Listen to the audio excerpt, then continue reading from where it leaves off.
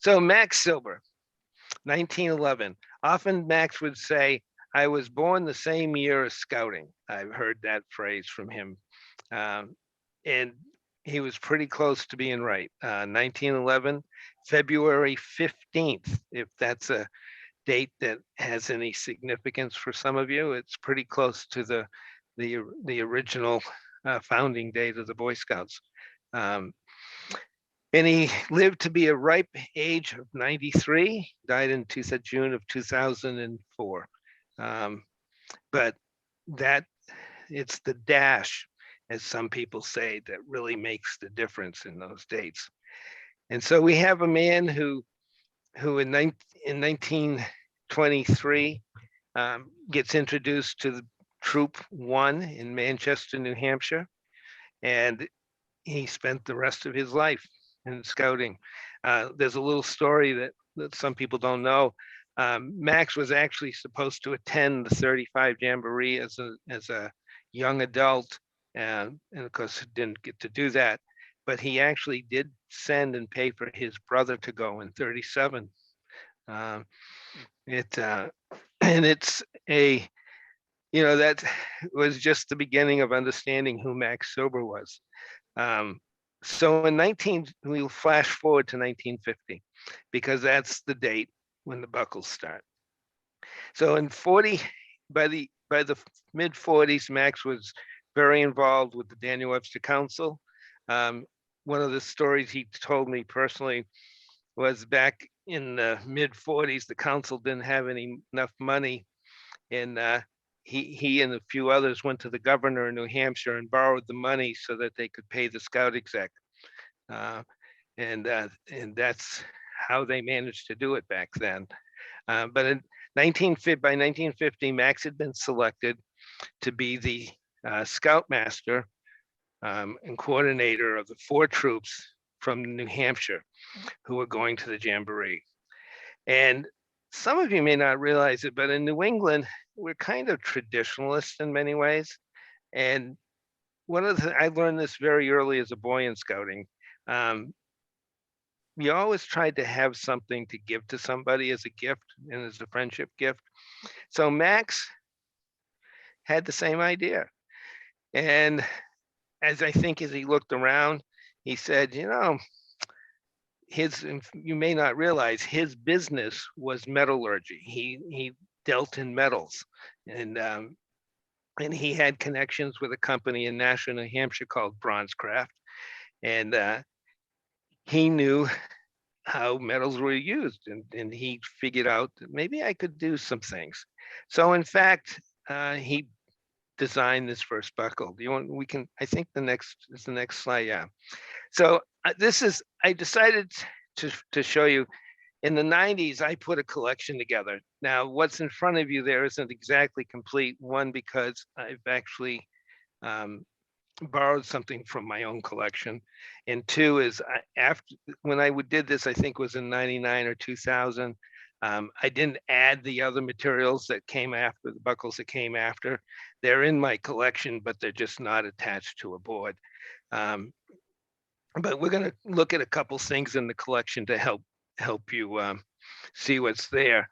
But so if you look at the top left, and maybe we can go to the slide with the left side, Larry, so that people can see it. Okay, we got 2 slides. But so on the top left, you see the half moon. That is the first buckle. We actually called that the belly. What do we call it? The gut buster. That was called the gut buster. And if you were an adult with any bit of a gut and you bent over, you knew you were wearing a belt buckle. So that became the classic nickname of that buckle. But it's an image of the old man of the mountain, which is New Hampshire's image. If you've ever been or near New Hampshire, it's on our road signs. It was put on the quarter. Unfortunately, the image fell down. I think it was in 2005 or so. It's a much beloved image in New Hampshire, and I could spend a whole evening talking about the old man of the mountain, which I won't do. By the way, just so you know, I told Larry ahead of time that at an hour, if I haven't stopped talking, he could shut me off. But So the first buckle he did was the Half Moon, but typical Max, as it would turn out, was a forward thinker, and he knew that 4 troops going to Valley Forge. They went by train, and they stayed at facilities, military and churches, et cetera, et cetera. So he brought some other gifts. And if you look at the plaque on the right, the George Washington, um, those were not given to scouts. Those were given to people who helped scouts. So he would give those to a church or an organization that did a deed for the troops going down. And actually, it's near the end of the slides, but he also had another one, another image of, it was a round medallion, fairly large, actually, probably about 3.5, 4 inches, um, of the old man of the mountain that was also often placed on a plaque. And one of the things I'll mention this right now, you could actually find that image of George Washington not on a plaque. You could find the image of the old man, the round medallion, not on a plaque.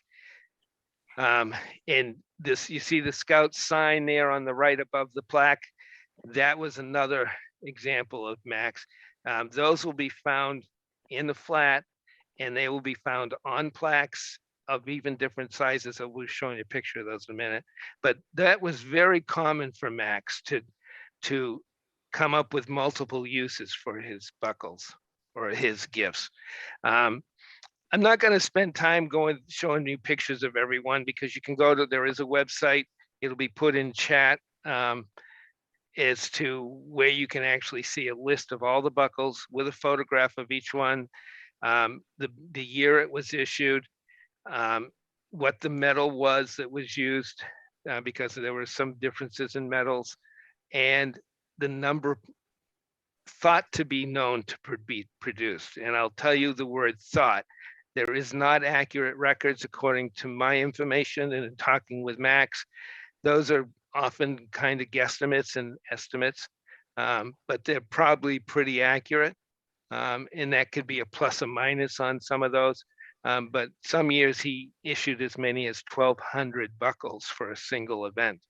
And so that was, but you'll also see on the left side image, you'll see there's the OA buckle. And you'll see there's an Explorer Award down on the right on the neckerchief. If you look above on the right, if you look above the plaque, there's the neckerchief. And believe it or not, that is a Max Silber neckerchief slide. It's the axe and the log, which I think we all know what that means. That was one of his most unique items, and it's actually not commonly seen. So it's an example of kind of the variety of things you see. There's the wood badge buckle up above on the top right, and below that you'll see there are actually there's 2 eagle buckles and a flat of an eagle. So you'll see the one that's really, really shiny. That is actually probably the scarcest of all Max buckles. The legend in words that I get from Max is that he had gone to the foundry that day to pick up some samples of an eagle buckle, and he had a NISA chapter meeting, or Eagle chapter meeting that night, and those who attended received the buckles. And he was one short, and he said to his friend, "Oh, I'll get you one, don't worry." Well, his friend never got one. And that one I acquired. Little kind of an odd story, but in my business, not unusual. A woman came in. I had this display up in my store for many years, and one day a woman came in and had some, buckles and things, and sold me a lot of Boy Scout stuff. I found out after the fact her and her husband were getting a divorce, and she was selling his stuff off. So that is actually how I acquired. So he had been at that meeting, and that is it. The normal buckles were done in what we call a brass. It's a bronze, basically. Um, and then you'll find there's sometimes a silver version of a buckle. The eagle has a silver version. But then that specific buckle is what Max often called rhodium. And I'm not sure exactly what rhodium is as a metal, but it's a shinier metal than the silver colored metals. So in fact, the rhodiums can be a little unusual. I'm going to bring you back to the attention on the left side. You see that big hole in my collection there? Um, there's a little story goes with that. So I'd often go over to Max's house and talk. And Edie and Max had two chairs, and the guest chair was actually between them. And always beside the guest chair was a bowl of M&Ms. So I would come in and sit down and I'd eat M&Ms. So one day Max actually called me, which he didn't do that frequently. And he said, Richard, do you have a 64 buckle? I says, yes, I do, Max. He says, I need one. I says, okay, next time I come over, I'll bring it. One of the rules with that I had with Max, if he asked me for something, it was his. And there's no question asked because he's the one who also helped build my collection. So why would I deprive him of what he had helped me create and sometimes actually gave me some things. So when I walked into the house that night, I handed him the 64 as I went through the door. And he went off in one direction and I went down to sit in my chair and start eating my M&Ms. And I was chatting with Edie. And a few minutes later, Max comes into the room and hands me a belt with a 64 attached to it. And he says, this was mine. I want you to have it. He says, it's a kind of special. It's in the rhodium and it's for left-handed people because I'm left-handed. So it's a one of a kind. And that was truly, truly the most significant gift I'd ever received. And I've only worn that belt once. And that's why it's not in the collection because I didn't put it back after I wore it. And that was to Max's funeral.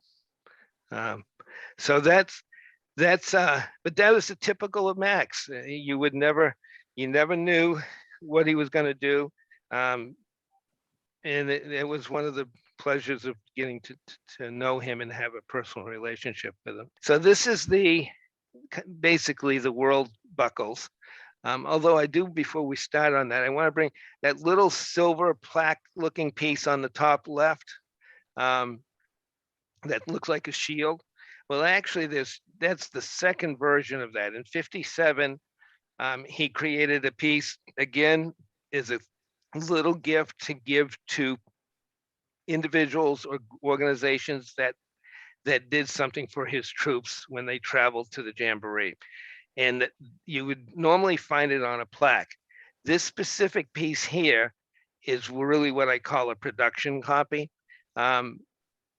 Living in the Nashua, New Hampshire area, one of the things I figured out is there were a lot of lunch pail items. So if you worked in a factory and you wanted to take something home at night and you didn't want your foreman to see it, you would put it in your lunch pail and it would go out the door with you at the end of the night because nobody was checking your lunch pail. So things like this are usually referred to as lunch pail pieces. Now, in fact, probably in this specific company, the guys were probably given these things or could take them, but they're still referred to as lunch pail items. So this was a production piece. They obviously really never used this one probably, and I've seen a couple of others in the silver, but usually they're in the brass. And more often, I'll show you in the picture later where they're actually, no, I guess I didn't have a picture of that, but they would be on a shield style plaque, a wood board, and they would be presented to individuals as a grateful thanks. So the World Jamboree buckle. So Max Max started in 1950. He repeated it again in 53, and he repeated it again in 57. And by that period of time, it then had become a real tradition. So actually in 57, he was approached to do a regional buckle, which he did. He and by 1960, the buckle's got a little more intricate in design. It's a two-piece that clips together. It's a big square piece. And then the Iran buckle, which Tico was referring to before, is the third one down on the right. And believe it or not, that actually comes in two versions. That is the one you're looking at is what we call the regular version, but there is actually some reverses of that buckle floating out there, where the what's filled in is the opposite of what you're seeing. So we call that a reverse. And in fact, you'll find it in a flat more likely. So what were the reasons of the flat? Generally speaking, a flat is a production run. So it's before the buckle gets the hook and the loop on the back of the buckle itself. They run some tests, they do production work, and the flats would be made. Max would collect them up, and then he would just hand them out to friends. And if he went to a regional meeting or a national meeting or wherever he was going, a board meeting at the council office, he would just hand them out. So it's not uncommon to find pieces that are a little different. And in fact, we're going to quickly later on in a minute look at some of the different flats that are done. But next week, or not next week, but this is part 2, we're going to actually look at that issue a lot more. The eagle, you can see it. I have a flat eagle there. The hand sign is a flat. There's a couple more flats underneath that eagle.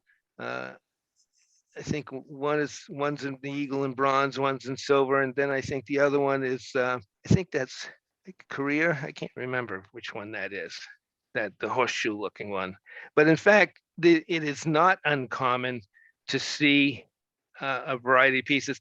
And actually, in yard sales in the Nashua area, I did pick up some different pieces that I wouldn't normally see. The buckles were handed out. There is one interesting story that Max told me, and just out of curiosity, is there anybody in the group here tonight who actually saw Max at Jamborees?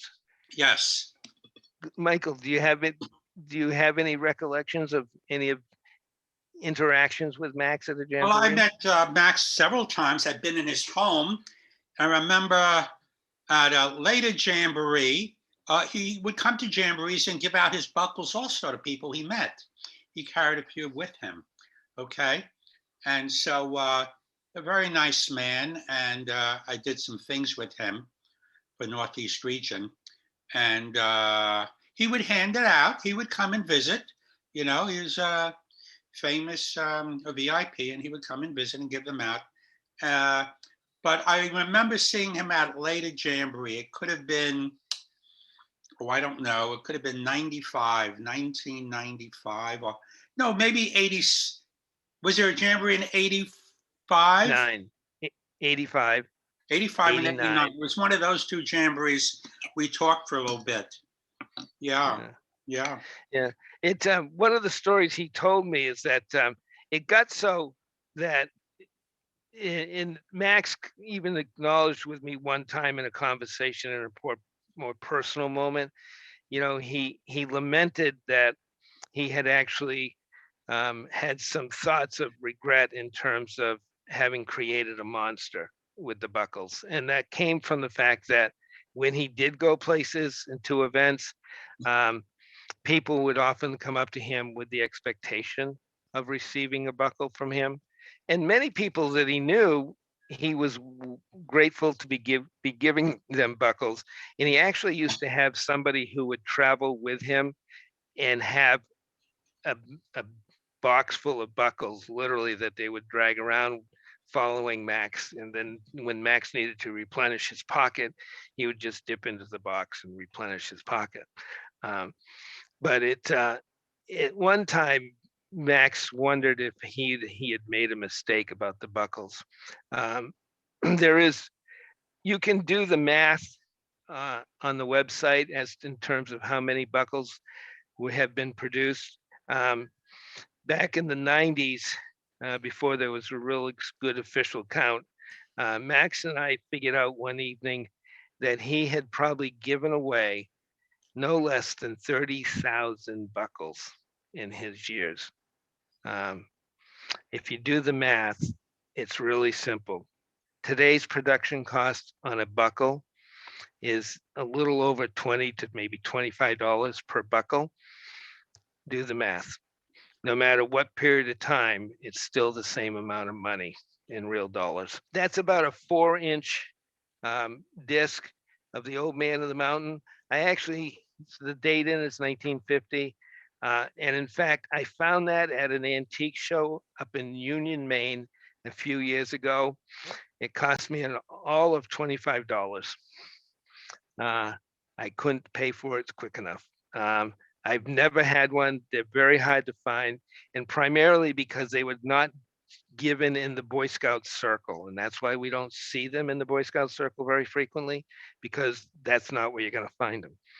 Um, so this, so in my research, I wanted to go to the museum because they should have the most definitive information on the buckles.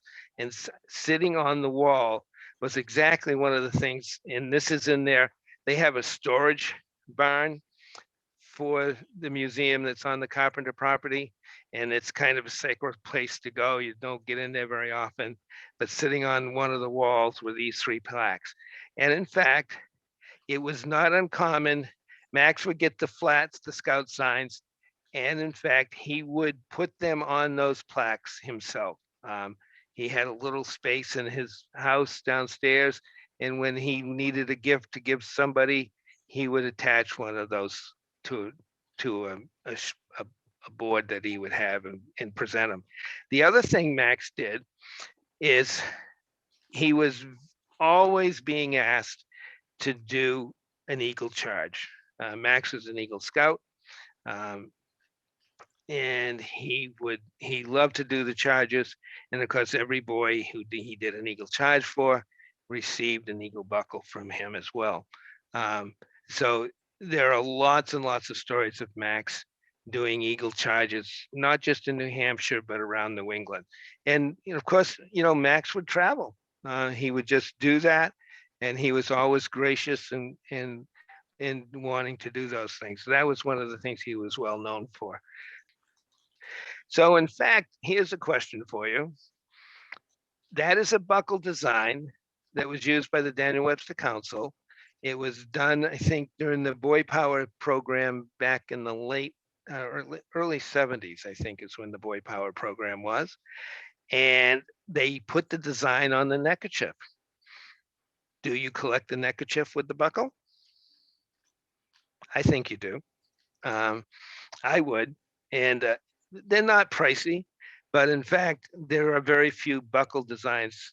And certainly, I think this is the only Max buckle design that's on a neckerchief that I'm aware of. So here is the example of some flats, Tico. And I think we're going to see your World Jamboree one in here too. This, you can see that there's the Camp Carpenter buckles, and there's that Boy Power buckle up on the top. You see the museum buckle. It's in the right panel on the left side of the right panel, and you see Max Silber's image and Lawrence Lee's image, and that's a reverse.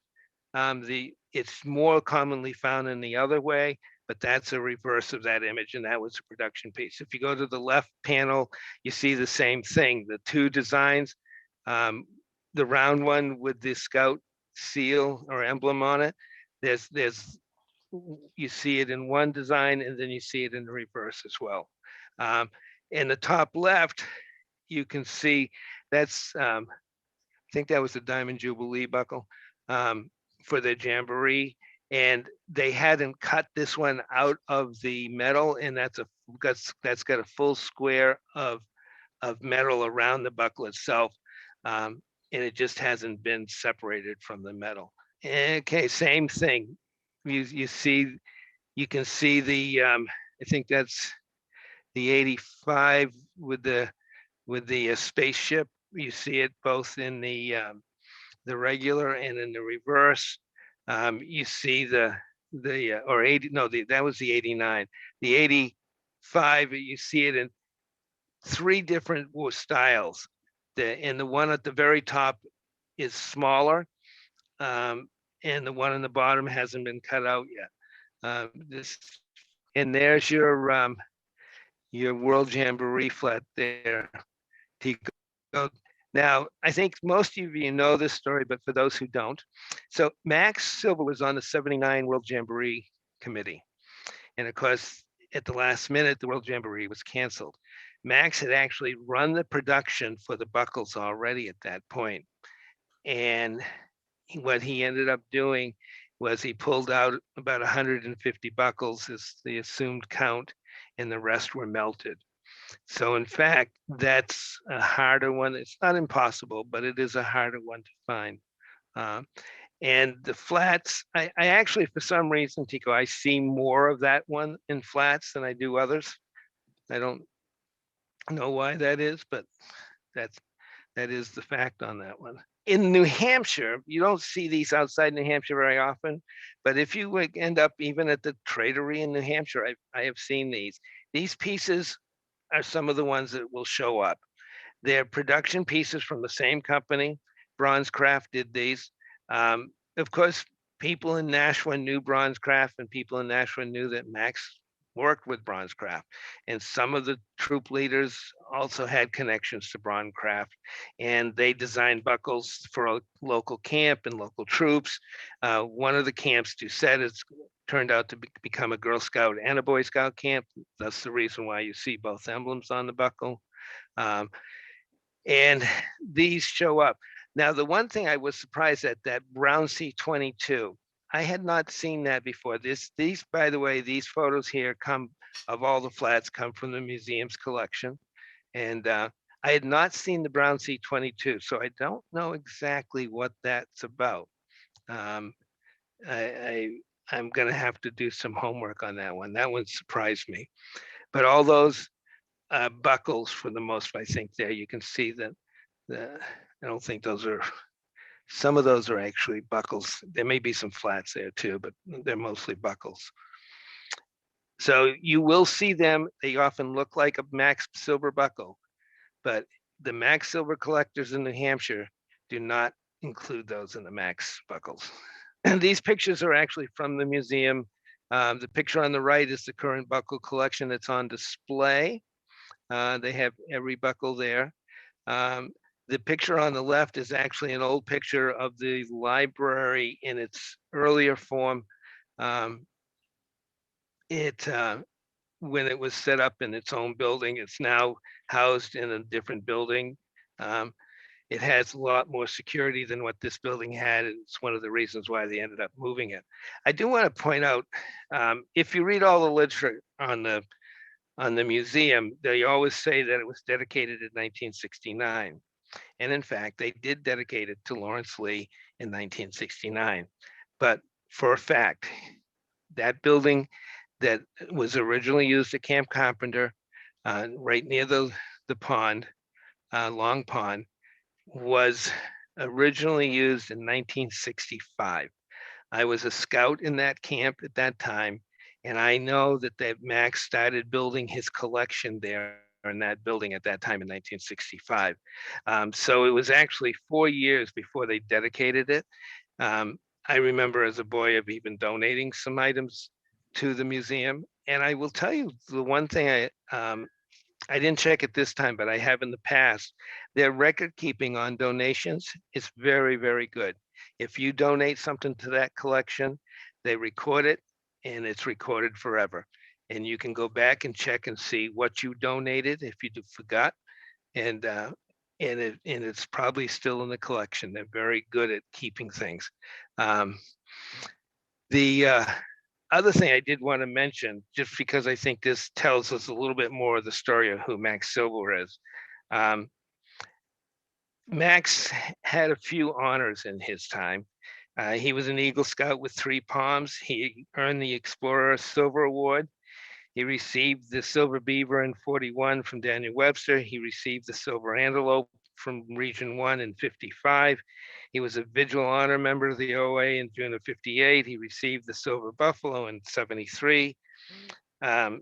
He received the Jewish Shofar Award, and probably actually the one award that Max was most proud of, because he had said to me one time that he was very proud of this.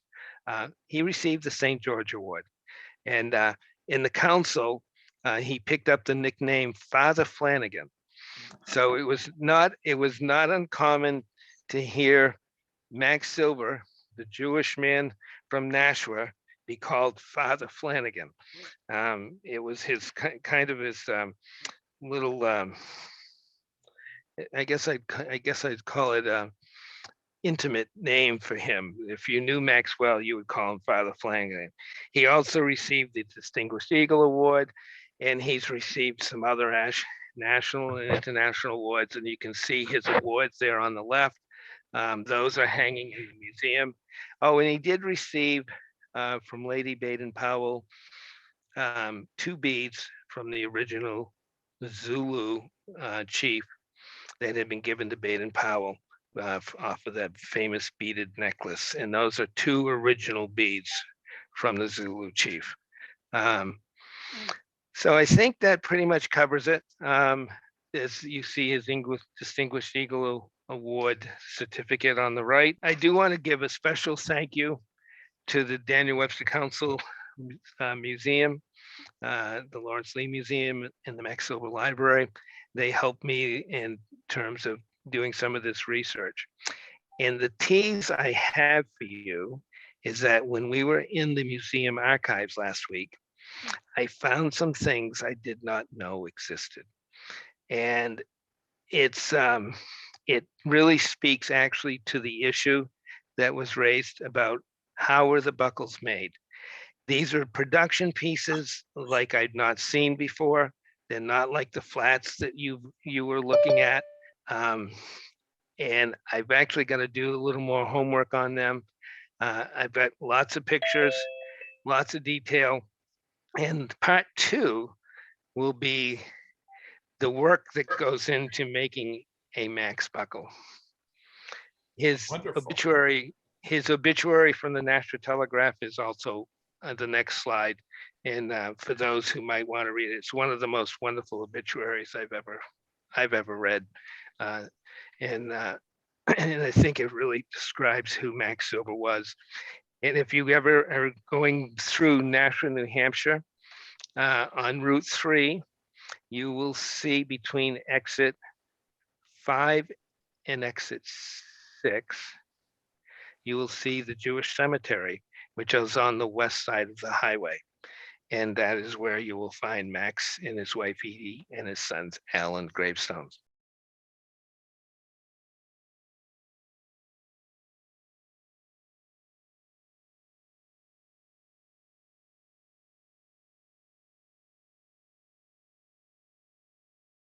Do you find the belt buckles or the flats more collectible and desirable? Generally in New Hampshire, the belt buckles have been more desirable, but there's a reason for that. Is because we didn't start seeing the flats until much later in time.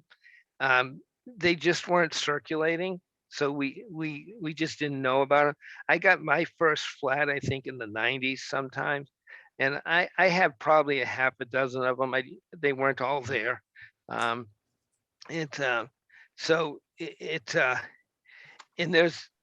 there's like that silver plaque, the what do they call it? That little shield style.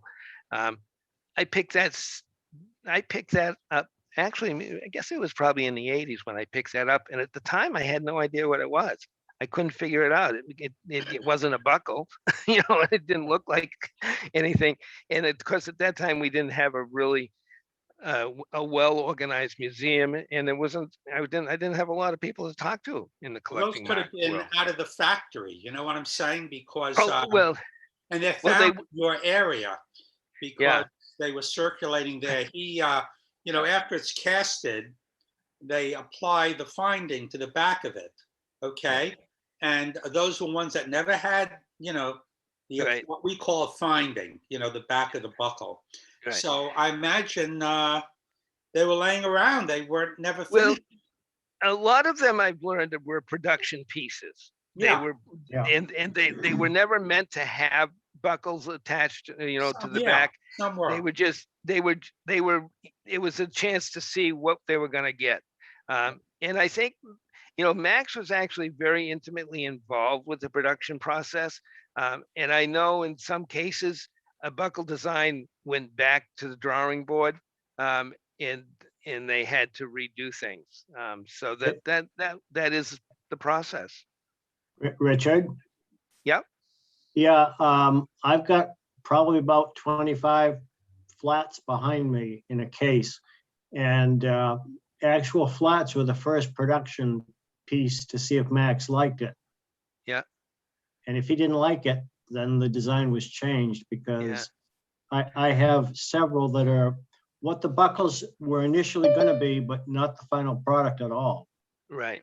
And in fact, and to address Tico's question a little more directly, I think there'll be flats that will always be found now with collections, like you found the ones that you picked up, Tico. But I don't know that the flats will become highly collectible because I think they're just harder. There's fewer of them. I mean, a lot fewer. The silver beaver buckle, the Vigil buckle. the vigil buckle, and the wood badge buckle. Yeah. And the museum buckles. Those Yeah. there's actually two versions of the museum buckles. And actually the camp carpenter buckles were sold also, but they were really designed, they were done for anniversary moments of the camp. But generally speaking, if it's a jamboree buckle, a world jamboree buckle, or a regional event buckle, those were given away, period. And it was only probably, they didn't even start showing up in the museum for sale probably until the 90s is when I think I first saw them coming into the market through the museum. And partly because they were getting so many of them back from people's collections that get donated to the museum.